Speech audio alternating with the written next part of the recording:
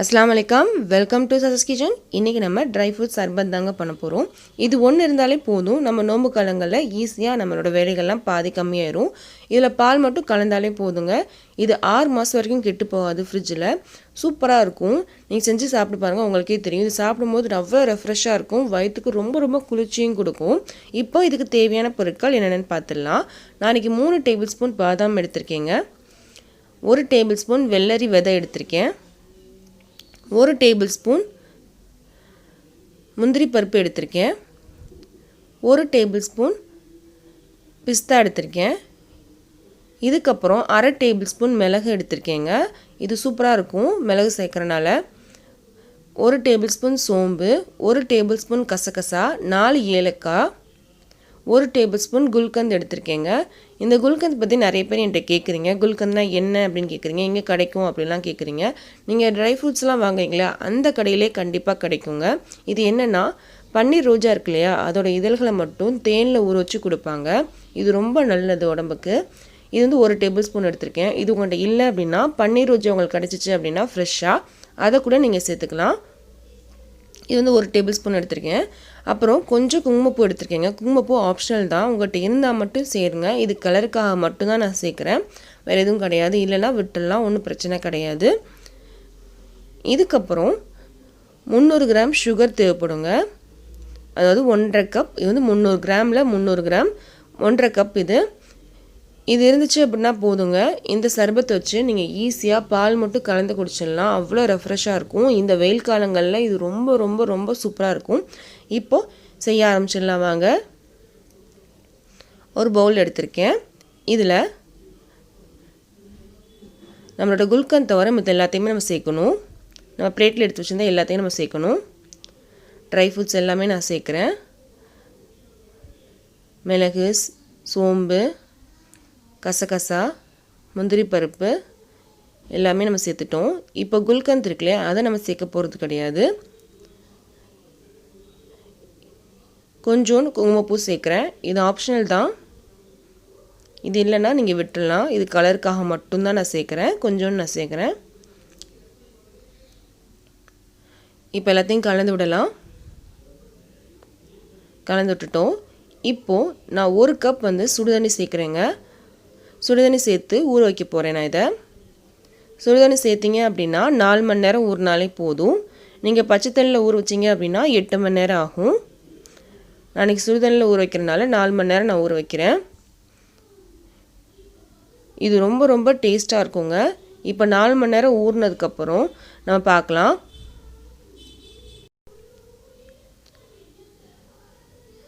நாலு மணி நேரம் ஆயிடுச்சு. இங்கே பாருங்கள், நல்லா ஊறிடுச்சு.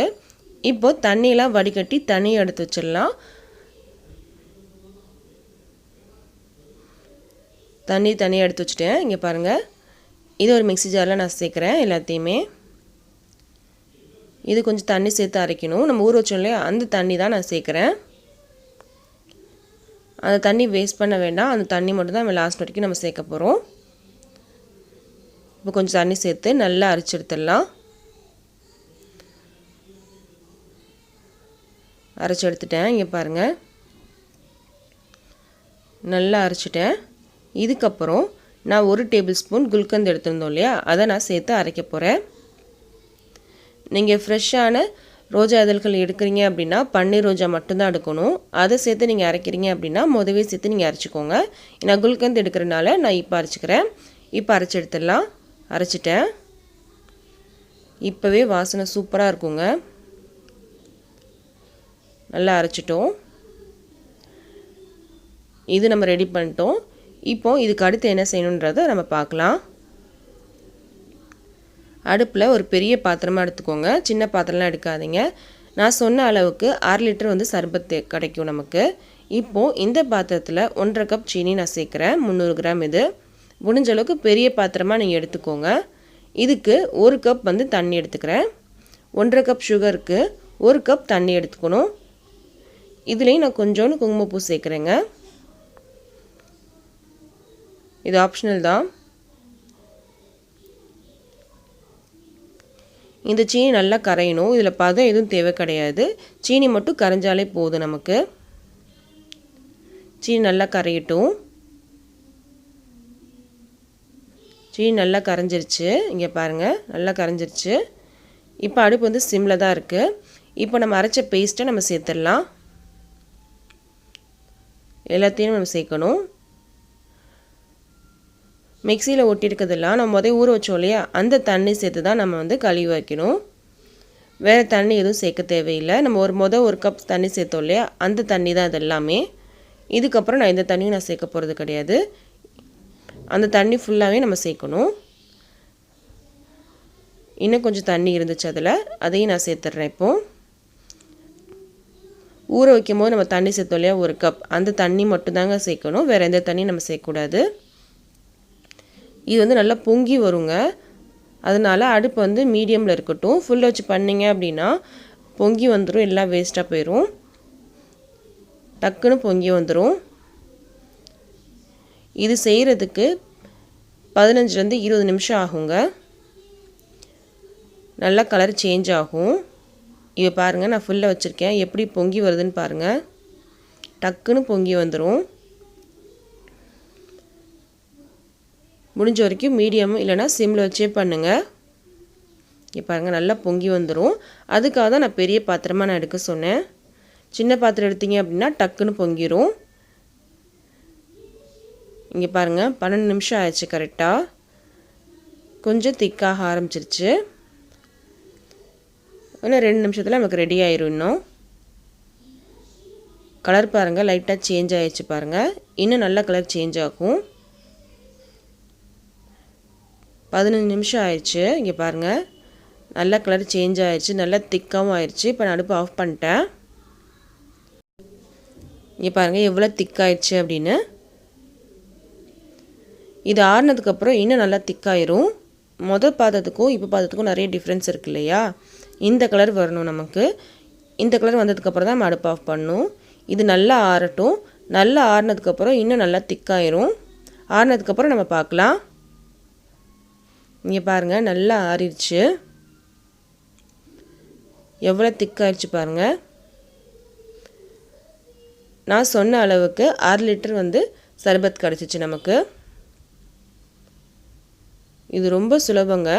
இதை வந்து நம்ம ஸ்டோர் பண்ணுறது வந்து ஏர்டைட் பாக்ஸ்லையோ இல்லைனா கண்ணாடி பாட்டில்லையோ போட்டு நீங்கள் ஃப்ரிட்ஜில் தான் வைக்கணும், வெளியில் வைக்கக்கூடாது. ஃப்ரிட்ஜில் வச்சு 6 மாதம் வரைக்கும் கெட்டு போகாதுங்க. இது சூப்பராக இருக்கும் 6 மாதம் வரைக்கும். இப்போ நம்ம சர்பத் செஞ்சிடலாம். ஒரு மிக்ஸி ஜார் எடுத்திருக்கேன். நான் இன்றைக்கி 2 கிளாஸ் செய்ய போகிறேன் ஃபோட்டோக்காக. அதுக்காக 2 ஸ்பூன் நான் சேர்க்குறேன். 1 ஸ்பூன் வந்து 1 கிளாஸுக்கு போதும். இப்போது 2 கிளாஸ் பால் சேர்க்குறேன். இது காய்ச்சி ஆற வச்சு நல்லா ஃப்ரிட்ஜில் வச்சு நல்லா சில்லுன்னு எடுத்திருக்கேன். இப்போ நல்லா அடித்து எடுத்துடலாம். நல்லா அடித்து எடுத்துட்டேன். இப்போ நம்ம கிளாஸில் சேர்க்கலாம். கிளாஸ்க்கு மேலே நான் எதுவும் போடல. நீங்கள் வேணுமா மேலே ட்ரை ஃப்ரூட்ஸ் ஏதாவது சேர்த்துக்கலாம். நான் எதுவுமே சேர்க்கல. பாருங்கள் எவ்வளோ சூப்பராக இருக்குது. ரொம்ப ஈஸிங்க. இந்த சர்பத் இருந்தாலே போதும். நீங்கள் எப்போ தேவையோ அப்போ நீங்கள் போட்டு சாப்பிட்டுக்கலாம். ரொம்ப ரொம்ப டேஸ்ட்டாக இருக்கும். அதே சமயத்தில் ரொம்ப ஹெல்த்தியும் கூட. வெளியில் வாங்குறத விட வீட்டிலே இந்த மாதிரி நீங்கள் சர்பத் செஞ்சு வச்சிட்டிங்க அப்படின்னா அதில் என்ன இருக்குன்றது உங்களுக்கே தெரியும். நீங்கள் வேணுமா மிளகு சாப்பிட்றதுனால கொஞ்சம் லைட்டாக காரம் இருக்குமா நீங்கள் நினைக்கலாம். லைட்டாக தாங்க இருக்கும், ரொம்பலாம் காரம் இருக்காது. வேணுமா நீங்கள் ஸ்கிப் கூட பண்ணிக்கலாம். ஆனால் அந்த காரம் தாங்க கொஞ்சம் டேஸ்ட்டே கொடுக்கும். கண்டிப்பாக நீங்கள் ட்ரை பண்ணி பாருங்கள், உங்களுக்கு கண்டிப்பாக பிடிக்கும். இந்த வீடியோ உங்களுக்கு பிடிச்சிருக்குன்னு நம்புகிறேன். இந்த வீடியோ உங்களுக்கு பிடிச்சிருந்துச்சு அப்படின்னா கண்டிப்பாக லைக் பண்ணுங்கள், ஷேர் பண்ணுங்கள், கமெண்ட் பண்ணுங்கள். மறக்காமல் நம்ம சேனலை சப்ஸ்கிரைப் பண்ணிக்கோங்க. பக்கத்தில் இருக்க பெல் பட்டனையும் கிளிக் பண்ணிக்கோங்க. அப்போ தான் நான் ஒரு வீடியோ போட்டோன்னே உங்களுக்கு ஒரு நோட்டிஃபிகேஷன் தரும். என்னோடய வீடியோவை நீங்கள் மிஸ் பண்ணாமல் பார்க்கலாம்.